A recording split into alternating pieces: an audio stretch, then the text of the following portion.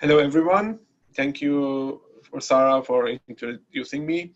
As Sarah said, I'm Ali Khalilimeybodi, postdoctoral researcher from Cardiac System Biology Lab, University of Virginia. Today, I'm going to talk about my research on developing a systematic method to obtain context-specific models and our findings on the new interactions in beta-adrenergic cardiomyocyte hypertrophy.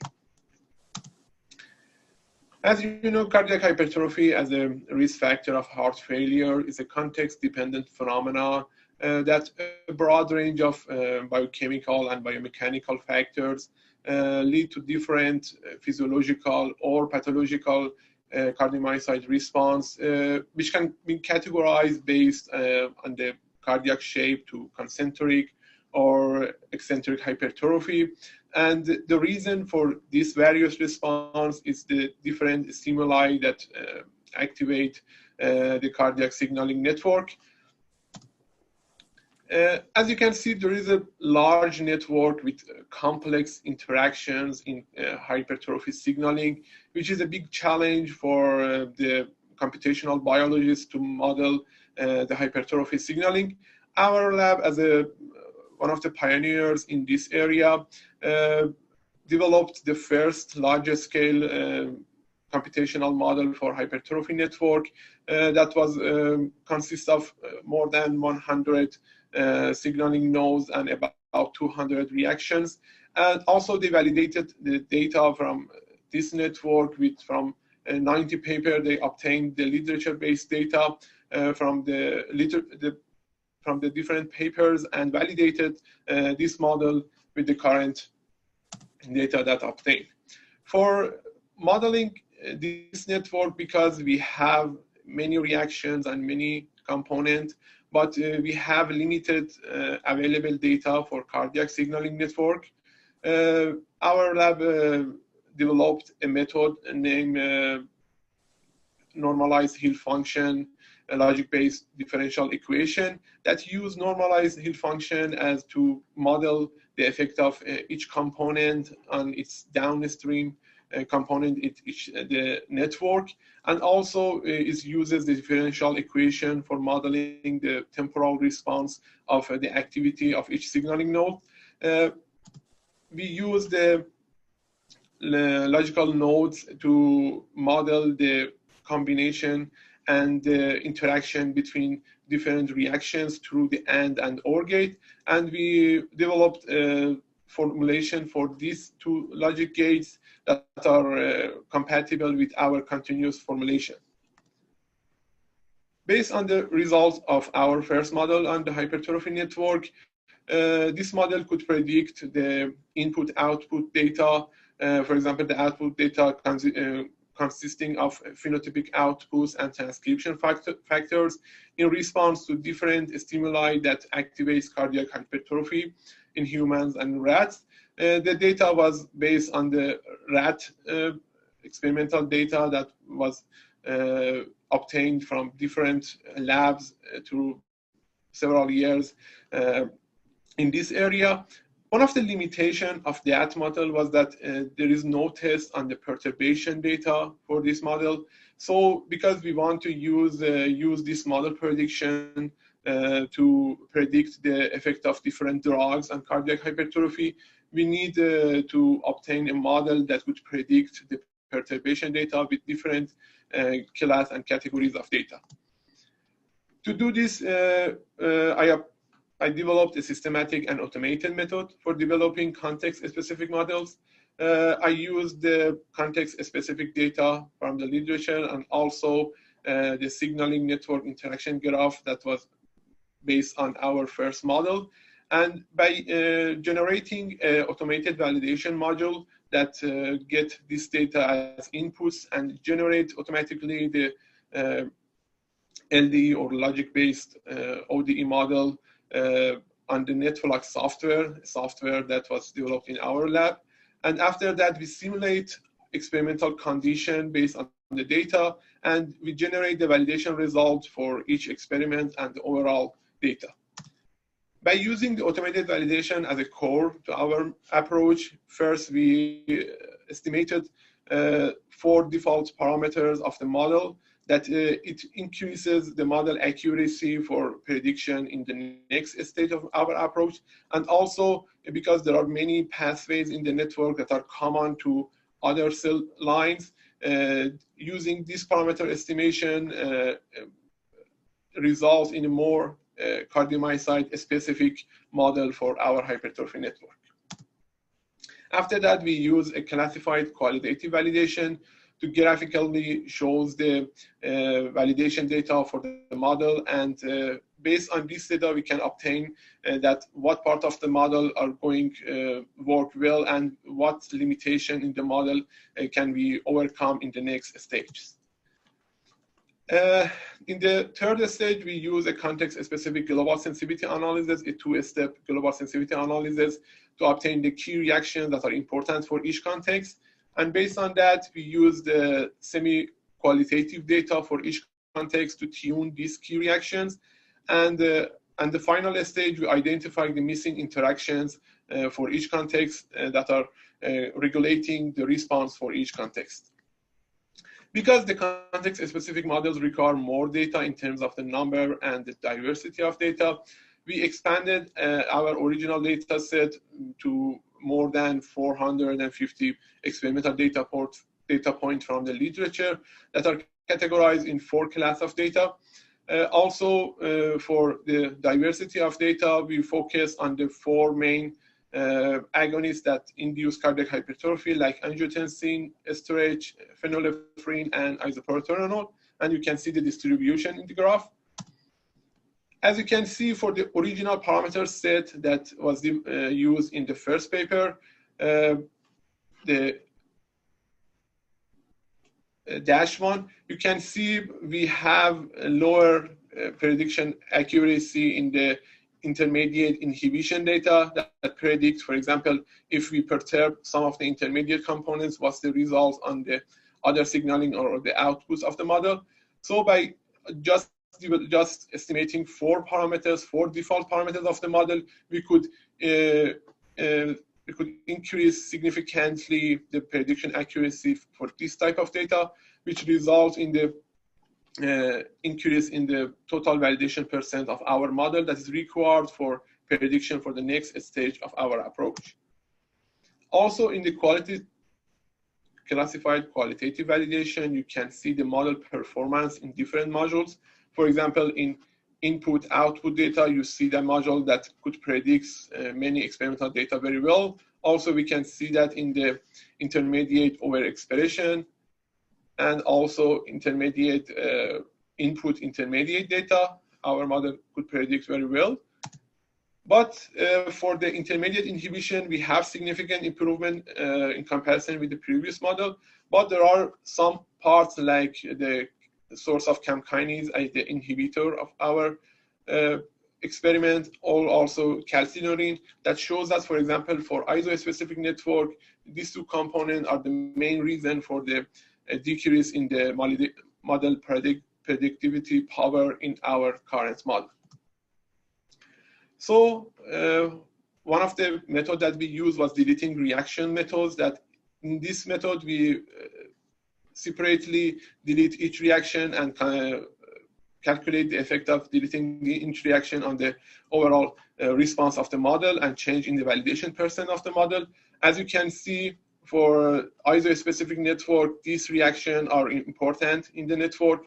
This reaction can be categorized in 2 classes, class 1 and class 2. In class 1, these are some context-specific reactions that are specific to each context, like isoproterenol, but some reactions that are shared between different contexts, for example, MEK to ERK, or some PI3K activates, for example, AKT. This reaction that happens or are activated in many contexts. So these are the switching signal that we can focus for clarifying the difference between contexts.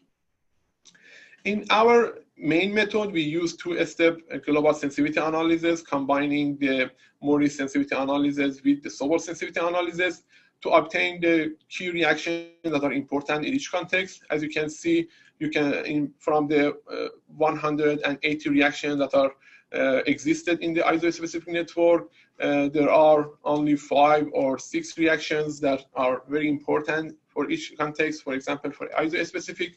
Also, we predict the pair synergic effect between these reactions and how much this reaction contributes to the overall response, how much this reaction is on the direct effect, or how much is that on the combination with the other reactions. As you can see, this is the reduced version of the ISO-specific network model.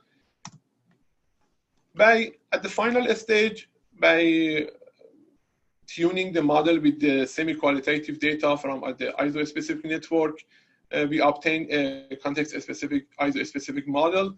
And by this model, we probed all of the possibility for the interaction and the new crosstalk that maybe existed in the network, but our current model doesn't have this reaction. Based on the different gates, for example, we probed the combination of CAM kinase with each reaction on the network, and we see that the reactions that are upstream of the RAS activation have the highest change in validation percent. So these are the potential interaction that maybe exists in the network, in the ISO-specific network. For the OR gate, we also see that the CAM kinase is the first nomination based on the scores from each reaction. That, for example, our model predicts a positive feedback from CAM kinase to calcium that wasn't existed before in our model. To test the prediction of our model, we designed new experiments on the ISO-specific network on primary needle rat cardiomyocyte. We pre-treatment the cells with the different inhibitors like CAM kinase, calcineurin, JAK, and J-beta gamma inhibitors that was identified as the main component that are regulating our response in the ISO-specific network. And as you can see by the Western blot data, we can see, for example, after ISO, we have increase in the ERK activity. In the combination of ISO plus CAM kinase inhibition, the ERK activity increases in comparison with the ISO as alone. But with the combination of CAM kinase and J-beta gamma, we have a significant decrease in the ISO-induced ERK activity that shows the synergic effect between CAM kinase and the ISO. Also, we can see with a lesser degree of influence in the calcineurin plus J-beta gamma. And as you can see, we performed the immunofluorescence experiment to see the localization and the movement of the ERK activity in the cells. As you can see in the DMSO, we have basal activity for the ERK, but we have a significant increase in the ISO-induced ERK activity in the cardiomyocyte cells. And also by inhibiting the MEK, we lose all of the ERK activity based on the network. And also we compare all of the combination of the drugs that we are tested in the immunofluorescence. And as you can see, we have a significant increase in ERK activity in ISO and ISO plus CAM kinase inhibition. But with the combination of J-beta gamma and J-beta gamma plus calcineurin inhibition and J-beta gamma plus CAM kinase inhibition, we have significant decrease. This result shows us that there are some components, some new reaction between the CAM kinase and calcineurin and J-beta gamma that are regulating ISO-specific network. Our approach was a systematic and automated method to revise and develop context-specific larger-scale signaling models with new data that we can use for every model. We predicted and experimentally validated the effect of CAM kinase in regulating ISO-induced cardiac hypertrophy through J-beta gamma. As also, we identified the combination of CAM kinase J-beta gamma and calcineurin J-beta gamma synergies as a potential therapy targets in cardiac hypertrophy. Thank you. This time, I would like to congratulate all of our speakers, Purvi, Ali, and Casey, for sharing your extraordinary work. And at this time, we're going to ask question. Anyone can ask question for any of our 3 speakers, but please add the name of the speaker at the beginning of your question so that we can correctly navigate the question to the speaker. So with that, the first question, it's for you, Purvi. This is a kind of technical question. This attendee is asking, normally when he tries the antibody for TF.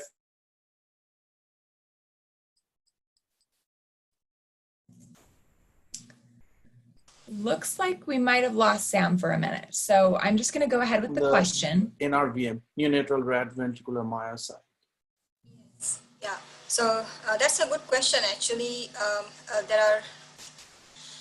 are various bands of TFEB. We did observe different bands such as at 50, 70, and 150. And because TFEB is also phosphorylate, so there is a migration pattern you would observe. So it is always good to use a gain of function or knockout approach to find exactly what band you are looking at and confirm that that band is important for your particular model. So by using that, we know that the band which appears at 70, that is the model, that is the band is important for in our model.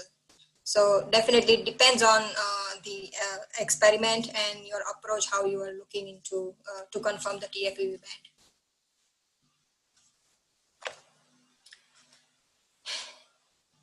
And he also asked about the oxidative status in the neonatal ventricular myocytes. So I haven't directly looked into the oxidative status of the neonatal red cardiomyocyte. However, in the other model of DOX-induced cardiotoxicity, which induces a reactive oxygen species, and we did see that when you restore TFEB levels back, it does reduces the reactive oxygen species in the mitochondria. So definitely TFEB has an impact on oxidative stress also.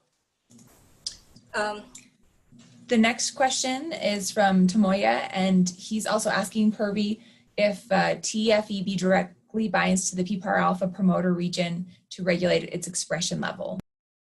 So far, there is no evidence of TFEB directly binding to PPAR alpha, and as well as we haven't seen in our model that we haven't actually examined that if TFEB directly binds to PPAR alpha. However, one of the study did show that when you actually use PPAR alpha agonist gemfibrozil, which causes stimulation of TFEB, activation of TFEB in brain cells. But in terms of TFEB directly binding to PPAR alpha, no, we haven't checked. Okay, so the next question is from Sina, and she's saying that given that obesity is often accompanied with diabetes, hypercholesterolemia, and coronary artery disease, has there been any work on the effect of these disease, respective drugs or TFEB?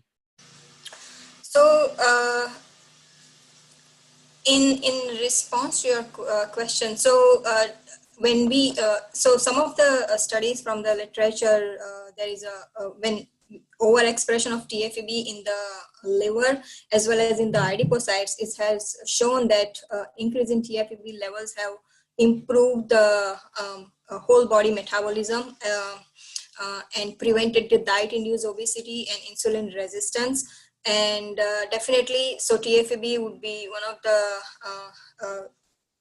therapeutic, it would be interesting to see, considering TFEB as a therapeutic target, to modulate lipid metabolism in obesity and diabetes-related heart diseases. The next question is about measuring cardiac function. So ask if you measured cardiac function in your TFEB knockout mice, including ejection fraction, fractional shortening, EA ratios.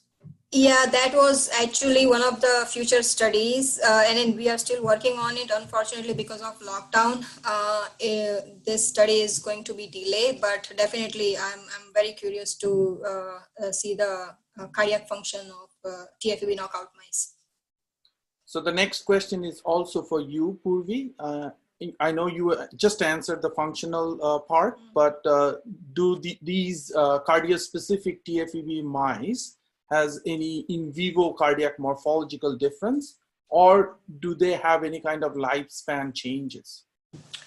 So we haven't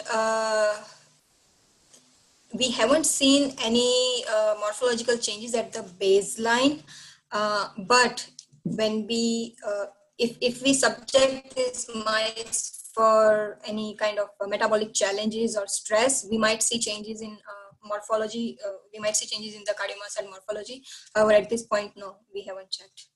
I mean, like at baseline, we don't really see any changes in function as well.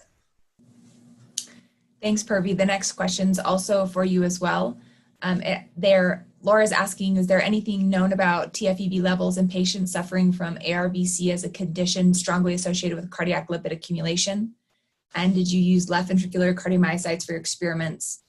And did you ever compare levels between the different chambers? So I am not aware of TFEB levels in patients suffering from ARVC, but in one of the study where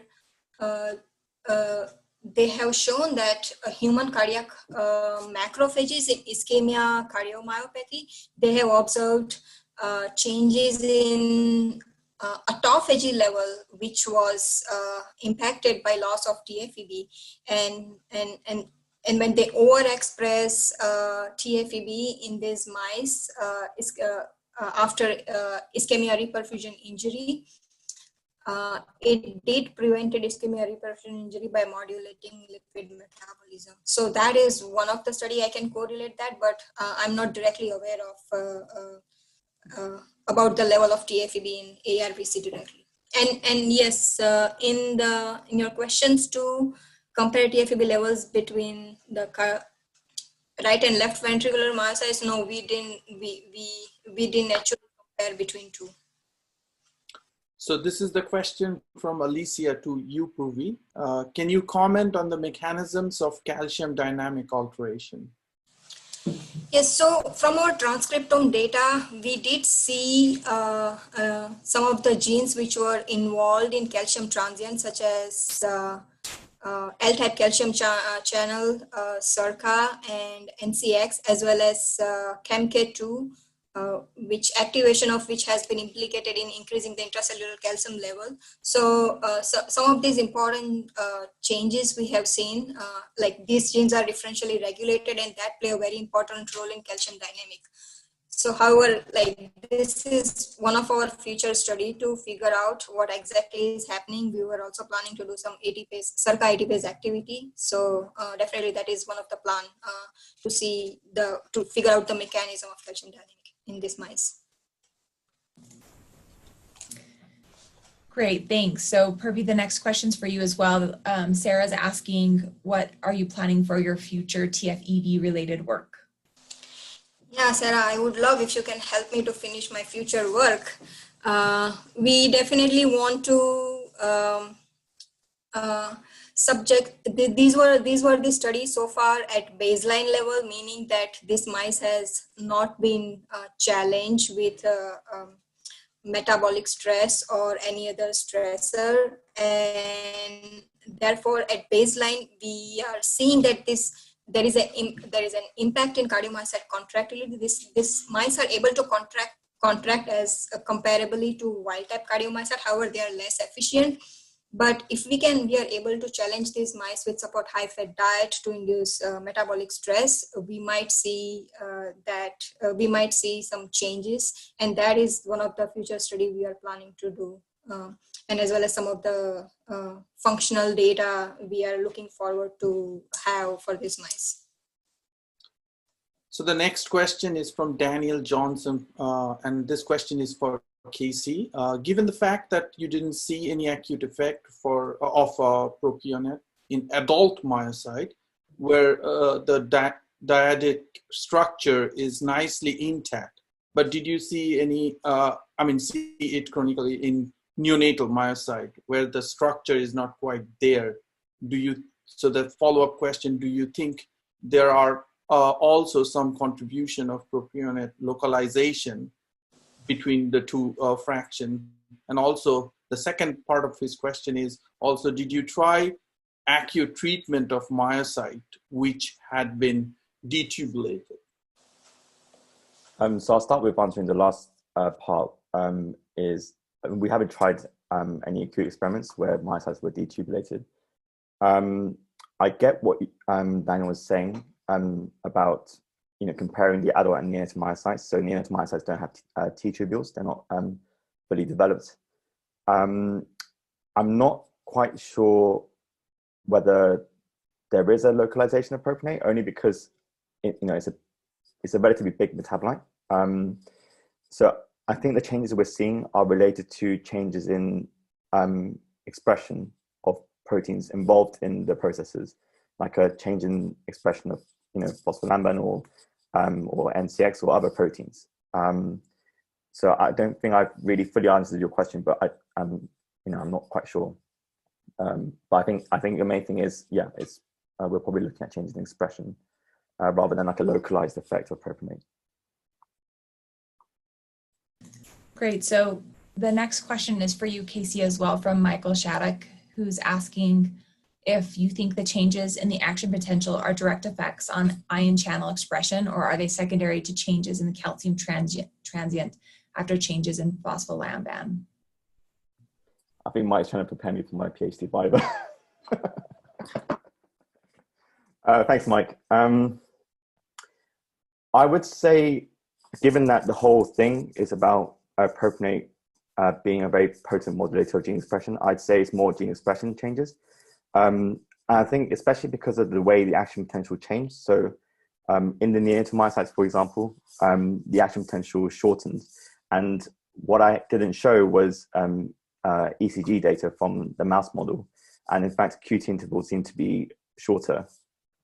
So given those changes, I'd say if, because the transients are being prolonged, it's more likely, if it was affecting the action potential, then the action potential would be longer because there's more outside current.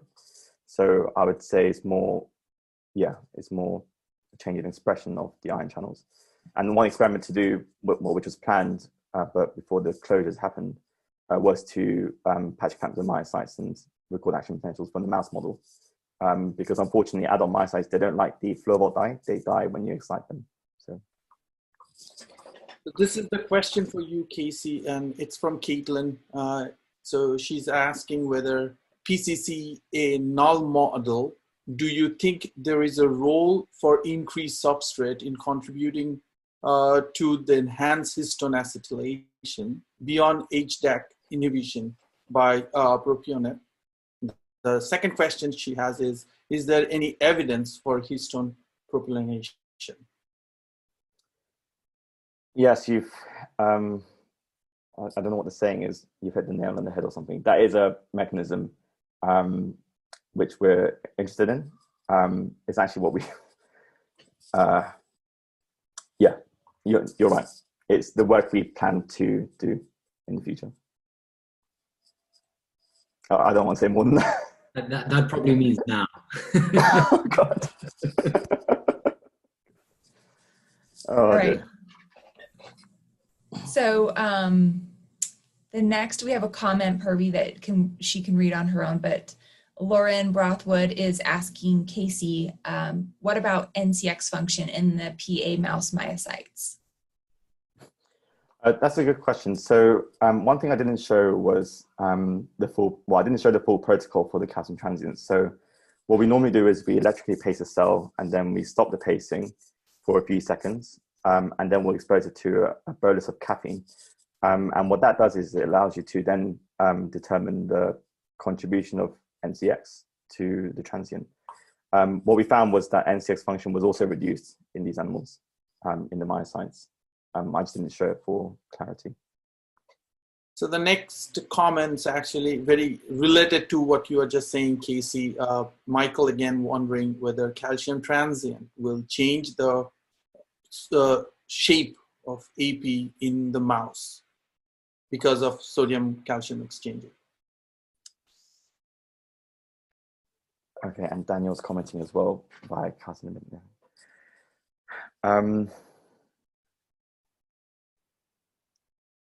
I'm sorry, man, I don't quite understand what you're saying. There's some other questions, so if you're happy to just clarify, I'll come back to that. Sorry. No worries. We can, yeah, Phil, go ahead. If you guys are still on, feel free to clarify any questions in the chat. The other question we have is from Sarah for you, Casey, about have you looked at mTOR signaling in your model given its role in histone acetylation? So we haven't, but I think there's a literature based on this, looking at mTOR and histone acetylation, but in kind of neurological models, because PA is a multi-systemic disorder. It doesn't just affect the heart. So there are research groups around the world who are interested in propionate-induced acetylation in the brain, in neurons. But we haven't looked at that, and we haven't looked at that signaling pathway, no. Okay, so the next comments, thank you, Daniel, to make it easy for both Casey and Mike to understand each other. So I have a question actually for Ali. I just want to put it here. Ali, in your modeling, the whole modeling situation, can you incorporate any non-coding RNA or, for example, microRNA? For example, in your specific example of ISO-specific signaling, can you include or incorporate microRNA signal in between two genes? Is there any possibility, or is just the transcriptomics? Yeah. Currently, our model is mostly based on the protein's activations and or gene expression, but some of our signaling components are some changes in the level in the mRNA expression. So basically, yeah, we can add the mRNA to our model, but it needs, because there is some difference between the timing and other dynamics between the signaling components and mRNA.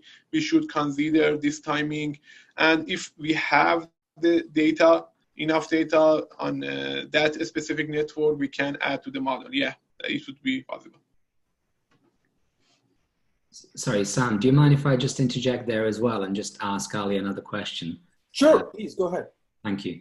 I mean, I was just talking to Jeff, actually, Sorceman today, and I mean, it's incredibly complicated to create the models that you create, and it seems like you're creating models for cardiac myocytes, for example, hypertrophy, cardiac fibroblasts. Do you ever envisage a time when it's going to be possible to make these models even more complex and incorporate multicellular models? You know, for example, cardiac myocytes and cardiac fibroblasts together, possibly even endothelial cells, because we know there's interaction between these cells. Yeah. So what's your opinion on that? Currently, we are working on that. One of the interesting results that we see on the ERK activity, that was the significant difference between ERK activity in the fibroblasts and the cardiomyocytes. And we are working on that to incorporate the cardiac fibroblasts in our model, because practically the overall goal would be preventing the heart failure. And to preventing the heart failure, we should consider all of them together. Yeah, because our lab was working on the cardiofibrillars network too. So there are many potential in combining the endothelial, the cardiofibrillars, and cardiomyocyte together. And we also can incorporate the gross mechanic and finite element models to model the 3D changes of the heart for different stimulation and different contexts. Yeah. We are working on that. Is our future direction. Yeah. Okay. So, but presumably then you have to come up with, well, you have to feed in new data sets, because presumably you can't just feed in the data from, let's say, cardiac fibroblasts, you know, culture in isolation, cardiac myocytes, culture in isolation. You probably need to basically do co-cultures and then presumably single cell, you know, RNA-seq or something like that from the co-cultures, and then to integrate these models. Is that right? Yeah. Okay. Yeah. Because you can't use the current data really that's based on single cell, can you? The current data we have are specific to cardiomyocytes. So if we want to predict the exact response of the cardiac changes, we should incorporate, the cardiac fibroblast data into our model. But we need, for example, to have some new experiment maybe that we consider all of them together with the same experimental condition, because different labs have the different methods and different experimental condition that we should consider in incorporating the data together. Yeah. Thank you. All right. We have another question for Casey. Sarah is asking if you've examined circulating levels of BCAA and BCKA. Sure. So we haven't measured this ourselves. And we didn't develop this mouse model. It was established in 2013 by another group in the Mayo Clinic. They've measured things like plasma glycine, alanine and lysine, which is shown to have increased, but they haven't done the branching amino acids. I'd expect them to be higher in our mouse model because branching amino acids are metabolized as propanol-CoA, so there could be a higher level. But no, it's a metabolic screen is something we've done, and we're just kind of crunching through the data. That's a good question. I think the next question or comments is from Michael, and I think he gave you a little bit of background. You can read that, but the question is at the end, kind of just very long-winded question about whether you have evidence for ion channel expression changes. Can you explain everything just by changes of phospholamban, PLF? Sure, thank you for clarifying. So in the mouse model, we haven't done transcriptome screen yet. That was again something that was planned just before the closures happened. So I couldn't say for 100% certainty that the changes we see in the mouse are due to changes in ion channel expression, but yeah, I can't say for sure, but I think it's likely, just given the changes we saw in the other systems. But sorry, Casey, can I just sort of again jump in here? Because you've done RNA-seq on neonatal cardiac myocytes. That's right. Right. So have you seen any changes in, let's say, potassium channel expression, for example, that might, indicate that there are changes in? Yeah. So there were changes in. I guess I kind of went through a bit too quickly, but among the list of the differentially expressed genes, some of them were subunits for potassium channels, but they're not the subunits that you associate the big diseases with.